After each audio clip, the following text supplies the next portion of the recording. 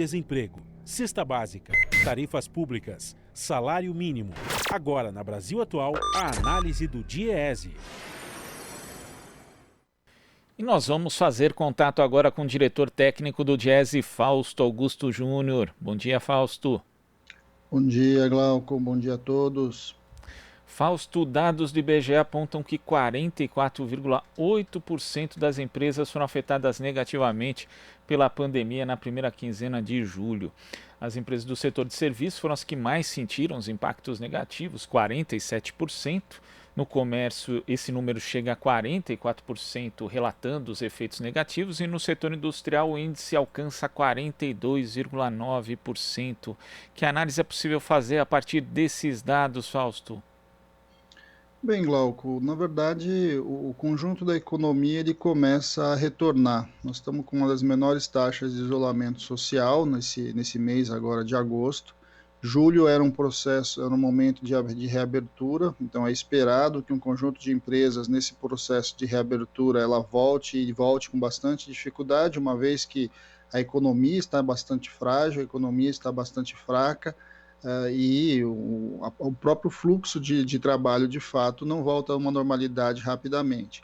Na outra ponta, o dado também indica, em relação ao mês anterior, uma melhora, quer dizer, o número de empresas que aprontaram dificuldades no mês de julho foram menores do que o número de junho. Acho que esse é um outro indicador para a gente olhar também que há um movimento econômico claramente de retorno a uma tentativa de normalidade. Claramente é uma tentativa porque, de um lado, a pandemia não está controlada e, de outro, a economia ainda surge, ela vive os efeitos dessa pandemia no seu cotidiano.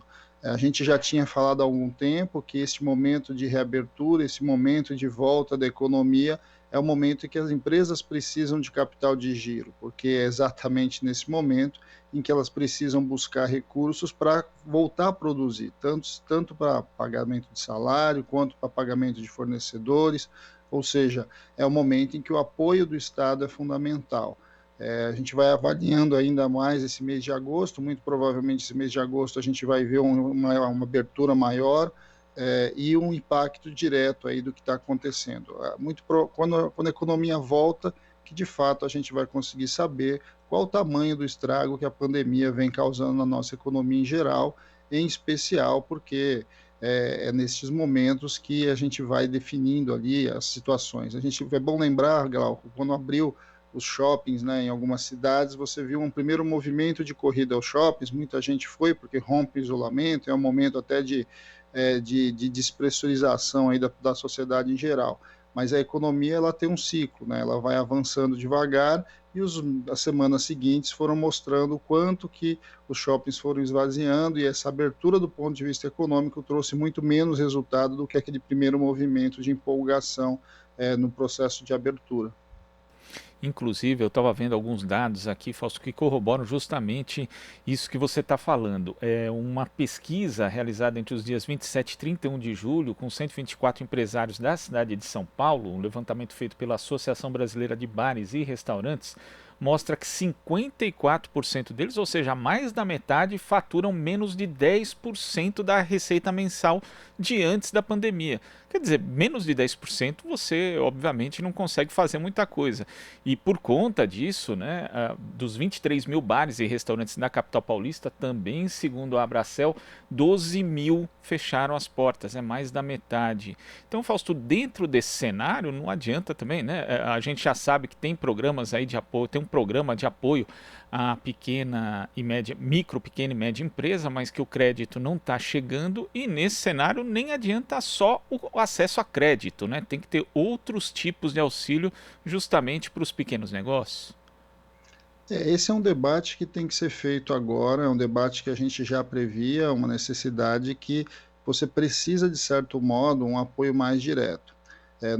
O Brasil já perdeu, por conta da pandemia, mais de quase 600 mil empresas, né? Empresas, na sua grande maioria, empresas pequenas, que têm pouca capacidade, de fato, de se alavancar, pouca capacidade, de fato, de sustentar, principalmente, esse primeiro ciclo. No caso do comércio, a gente tem visto que o principal problema é que a abertura em si, ela não dá conta das necessidades e do mercado, porque a demanda é muito menor e os custos muitas vezes permanecem os mesmos, uma vez em que o sujeito tem que pagar a folha de salário, o sujeito tem que pagar o aluguel, tem que pagar os fornecedores, e existe um custo fixo de operação dessas empresas que ele, independente do número de clientes, ele ainda continua alto. Esse momento demanda, assim, no mínimo, a melhoria do crédito. As medidas de crédito ainda foram bastante limitadas. O crédito de capital de giro sempre foi um grande gargalo das pequenas empresas que precisa ser atacado, que precisa ser minimamente equacionado, só que tem que ser equacionado rápido, Glauco, porque nesse processo de reabertura as empresas vão quebrando nos seus primeiros meses, né? Então acho que esse é um desafio que está colocado. Em alguns casos é impossível e necessário fazer um debate de que você talvez precise de ajuda direta. A ajuda direta nós estamos chamando de subsídios efetivos do Estado, em que o Estado coloca recursos para que essas empresas permaneçam abertas e que, de alguma forma, esses recursos sejam a fundo perdido, uma vez que se você quer buscar a preservação do emprego, se você quer buscar a preservação econômica, você precisa manter essas empresas. É bom lembrar que, normalmente, a empresa que fecha, ela carrega também um conjunto de passivos, porque ele precisa fazer as demissões do conjunto de trabalhadores que vão perder o seu emprego, ela precisa pagar os seus fornecedores, que muitas vezes ficam inadimplentes, ou seja, você tem um conjunto de problemas que vão sendo gerados com o fechamento dessas empresas. Eu acho que há muito pouco debate hoje sobre isso. De fato, o governo tem atuado basicamente buscando tentar liberar algum tipo de crédito. Os bancos têm muita dificuldade e não liberam crédito. Na verdade, as empresas têm dificuldade no sistema financeiro, uma vez que as garantias normalmente dessas empresas são baixas, e neste momento de crise são mais baixas ainda, uma vez que elas estão em dificuldade.